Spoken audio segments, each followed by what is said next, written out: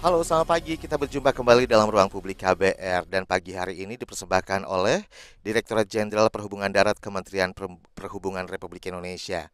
Dan tema hari ini adalah subsidi angkutan perintis, upaya konektivitas antar wilayah di Indonesia. Tentunya bersama saya Rizal Wijaya.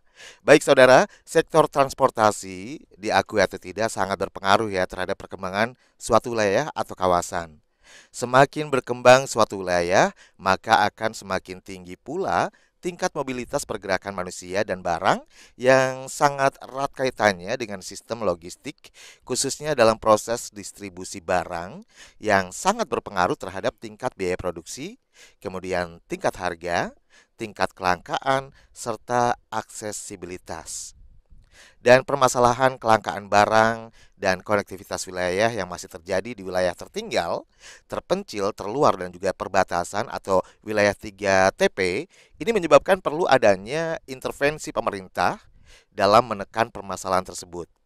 Nah, salah satu upaya yang dilakukan pemerintah dalam hal ini adalah Ditjen Perhubungan Darat Kementerian Perhubungan Republik Indonesia, yaitu dengan memberikan subsidi angkutan perintis guna menekan biaya logistik dan membangun konektivitas antar wilayah di Indonesia. Nah, kira-kira seperti apa implementasi program subsidi angkutan perintis ini dilakukan dan seperti apa efektivitasnya? Kita akan bahas lebih dalam terkait hal ini bersama narasumber kami yang sudah hadir pagi hari ini di studio KBR. Saya akan sapa terlebih dahulu Bapak Muhammad Hussein Saimima selaku Kasubdit Angkutan Orang Antar Kota di Jenhubdat Kemenhub. Selamat pagi Pak Hussein. Selamat pagi Pak Rizal. Ya, Alhamdulillah sehat ya Pak Hussein. Alhamdulillah. Sudah mengganggu waktunya kesibukannya pagi-pagi. Siap. Baik, dan senang sekali saya akhirnya bisa berjumpa langsung dengan Pak Hussein untuk berbincang terkait tema yang sangat menarik dan tentunya ditunggu-tunggu sekali oleh pendengar kita yang tersebar di seluruh Indonesia karena memang acara hari ini dirilai di 100 radio jaringan KBR di seluruh Indonesia, Pak. Dari Aceh hingga Papua, kemudian kita juga live streaming melalui YouTube Berita KBR serta website kbr.id. Baik, dan langsung saja ke Bapak Hussein pagi hari ini. Sebelumnya mohon mungkin dijelaskan terlebih dahulu apa sih yang disebut dengan angkutan perintis, Pak?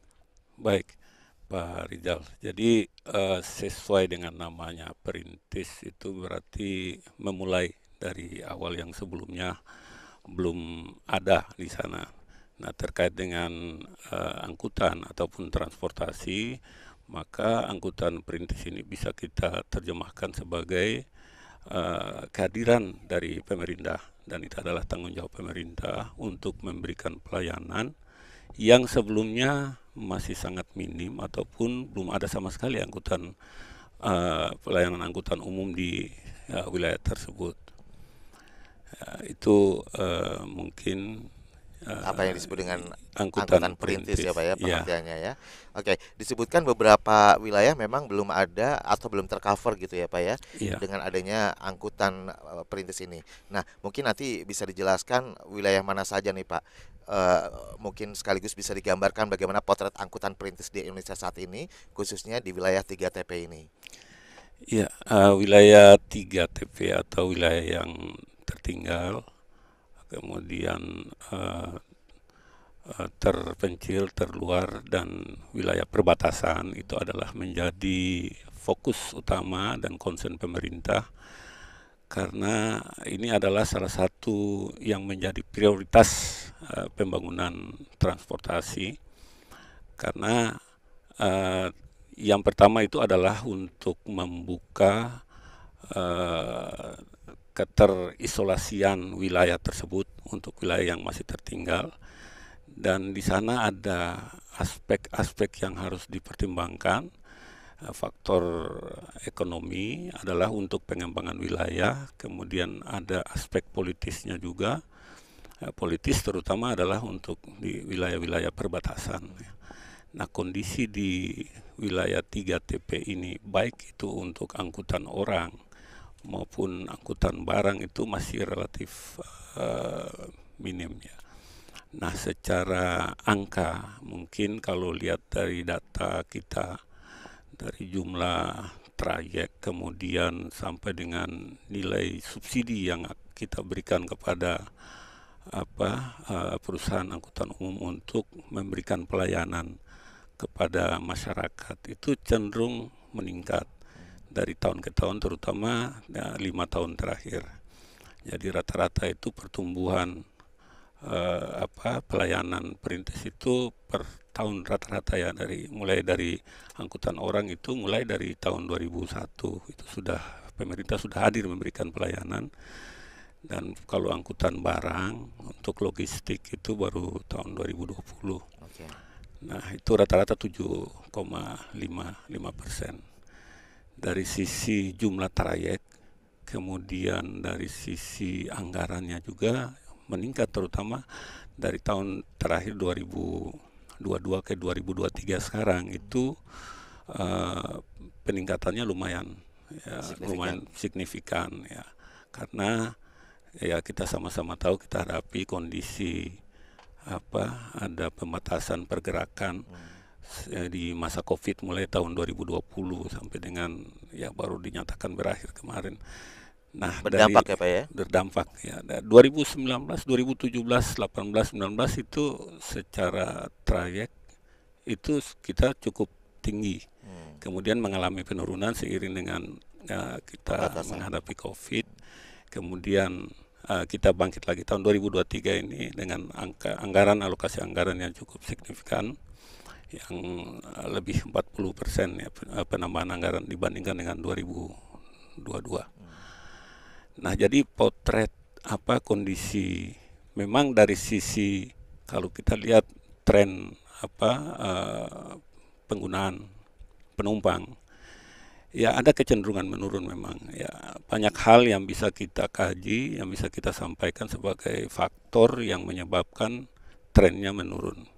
Misalnya kalau menurunnya itu adalah karena ada perubahan tingkat sosial ekonomi terutama ya masyarakat, maka itu adalah target kita itu adalah untuk membuka isolasi, kemudian trickle down effect-nya itu adalah peningkatan tingkat perekonomian masyarakat, sehingga nanti masyarakat mungkin sudah akan punya moda transportasi sendiri pribadi misalnya, sehingga kalau kita lihat dari produksi penggunaan penumpang yang paling tinggi itu di tahun 2017-2018 sampai mencapai angka 2 jutaan penumpang. Namun 2023 ini baru mencapai 500.000 penumpang.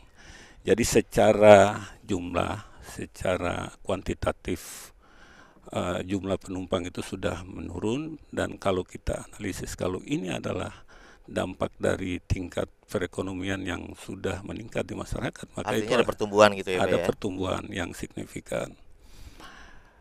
Ya, mungkin itu yang jadi potret sekarang. Namun di sisi lain bahwa memang kita punya target bahwa subsidi kita berikan itu kalau sampai dengan load faktornya itu mencapai angka 70%.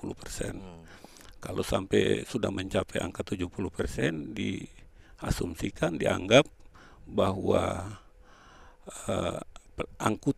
pelayanan angkutan di trayek tersebut sudah profit ya, sudah profitable, sudah menguntungkan, sehingga tidak membutuhkan lagi subsidi dari pemerintah. Jadi itu potret gambaran yang sekarang. Nah, ada banyak hal mungkin nanti di dalam perbincangan selanjutnya yang terkait dengan angkutan barang, juga ada masalah lainnya juga, yang intinya itu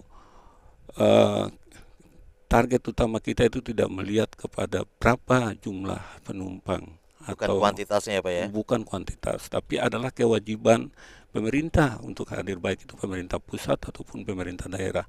Pemerintah harus hadir untuk memberikan pelayanan kepada masyarakat dalam bentuk pelayanan transportasi. Oke. Jadi tetap pengadaan pelayanan transportasi ini tetap harus ada gitu ya Pak ya? Harus ada ya. Ya. Baik.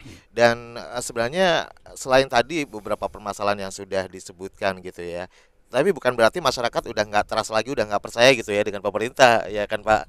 Artinya mereka tetap percaya, tapi memang pertumbuhan ekonominya meningkat dan Iya, kendaraan roda dua yang mungkin dimiliki sudah lumayan menggantikan gitu ya Pak ya, angkutan iya. orang. Kalau masyarakat sudah punya opsi moda angkutan lain ya mereka Hmm, akan beralih ya karena moda angkutan perintis ini kan kita seperti moda transportasi yang lain untuk angkutan umum itu kan rata-rata terjadwal, ya, hmm. terschedule.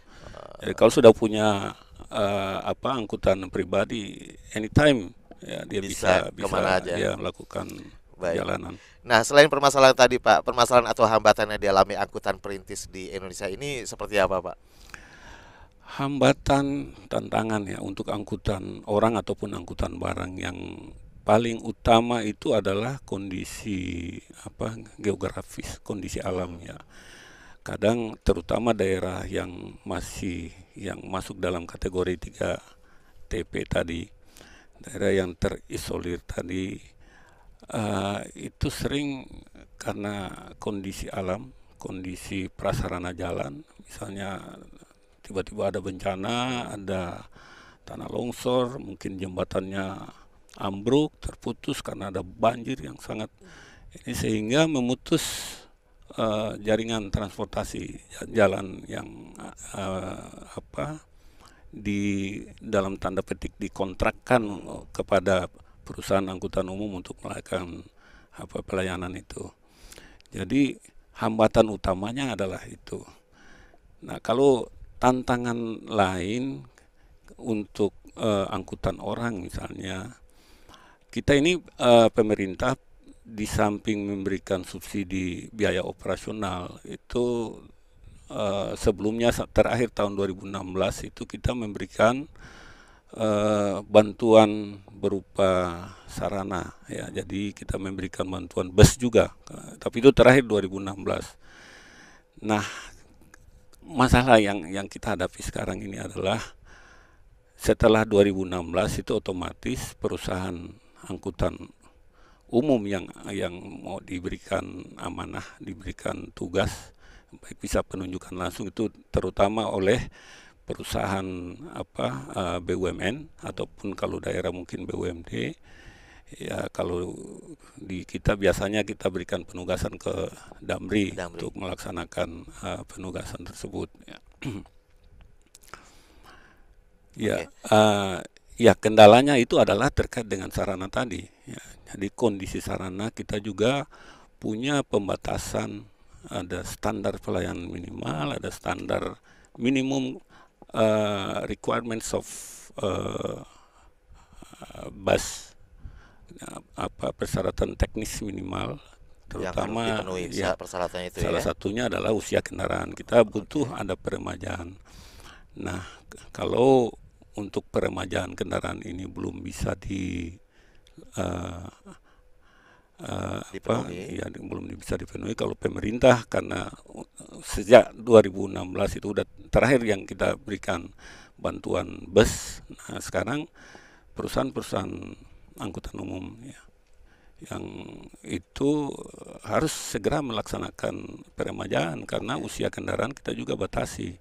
Untuk angkutan orang antar kota, antar provinsi itu bisa sampai dengan 25 tahun. Baik, karena untuk kelaikan jalan, untuk keselamatan juga ya Pak ya. Ya, Baik, dan nanti kita akan lanjutkan kembali perbincangannya, belum selesai sampai di sini karena masih panjang hingga pukul 10 waktu Indonesia Barat ya.